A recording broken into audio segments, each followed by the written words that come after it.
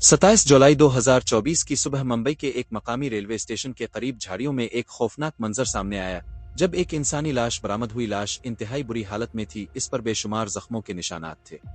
कपड़े फटे हुए थे और बाल बेरहमी से काट दिए गए थे। मौका पर मौजूद एक कुत्ते को लाश के करीब देखकर वहां से गुजरने वाले लोग चौंक गए और जब करीब जाकर देखा तो खौफ से लरज गए। उन्होंने फौरन पुलिस को इत्तला दी, जो मौका पर पहुंचते ही लाश की हालत देखकर हैरान रह गई। ऐसा लग रहा था कि मकतूला को सफ़ाकी से कत्ल किया गया था।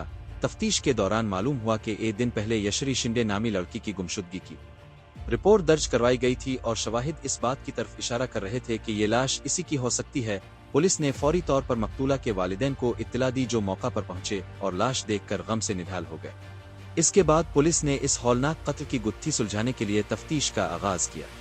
तहकीकात के दौरान ये मालूम हुआ कि यशरी शिंदे की जिंदगी में एक शख्स दाऊद शेख नामी नौजवान था, जो माजी में इसके साथ स्कूल में पढ़ता था। दोनों की मुलाकातें पहले दोस्ती में बदले और फिर ये ताल्लुक मोहब्बत में तब्दील हो गया। मगर यशरी के वालिदैन को ये रिश्ता किसी सूरत मंजूर न था, क्योंकि वो अपनी बेटी के मुस्तकबिल को लेकर फिक्रमंद थे।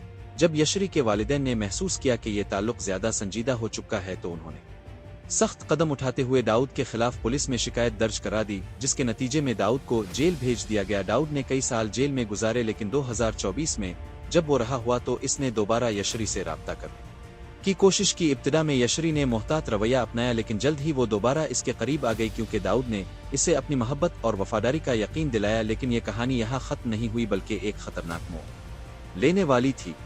25 जुलाई 2024 को यशरी अपने घर से निकली और अपने एक दोस्त के घर जाने की बात कही, मगर वो शाम को वापस नहीं लौटी। जब इसके वालिदैन ने इससे राब्ता करने की कोशिश की तो इसका फोन बंद जा रहा था। पहले तो उन्होंने सोचा कि शायद वो कहीं मसरूफ हो, मगर जब पूरी रात गुजर गई और यशरी का कोई पता ना चला तो उनकी बेचैनी बढ़ गई। अगले दिन उन्होंने पुलिस में अपनी बेटी की गुमशुदगी की रिपोर्ट दर्ज करवाई। पुलिस ने फौरी तौर पर तफ्तीश का आगाज किया और यशरी के मोबाइल की लोकेशन और कॉल रिकॉर्ड्स चेक किए। हैरानकुन तौर पर आखिरी कॉल्स दाऊद शेख के नंबर पर की गई थी, जो इसे बार बार फोन कर रहा था, इससे पहले कि पुलिस दाऊद को तलाश कर पाती। 27 जुलाई की सुबह यशरी की लाश एक सुनसान इलाके में बरामद हुई और इसकी हालत ने सबको झंझोड़ कर रख दिया। इसके जिस्म पर शदीद तशद्दुद के निशानात थे। हाथों और पैरों की हड्डियां तोड़ी जा चुकी थी और चाकू के बेशुमार वार किए गए थे, यहाँ तक कि इसका चेहरा भी नाकाबिल शनाख्त हो चुका था।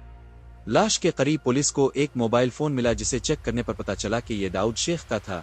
ये सब देखकर पुलिस को पूरा यकीन हो गया कि इस कत्ल में दाऊद का हाथ है। लेकिन जब पुलिस इसे गिरफ्तार करने के लिए पहुंची तो मालूम हुआ कि वो मुंबई छोड़कर फरार हो चुका है। अब पुलिस पूरे शहर में इसकी तलाश में थी, ताकि इस भयानक कत्ल के पीछे की हकीकत को बेनकाब किया जा सके। क्या दाऊद ने वाकई बदले की आग में यशरी को बेरहमी से कत्ल कर दिया? इस मामले में कोई और छपी हुई हकीकत है?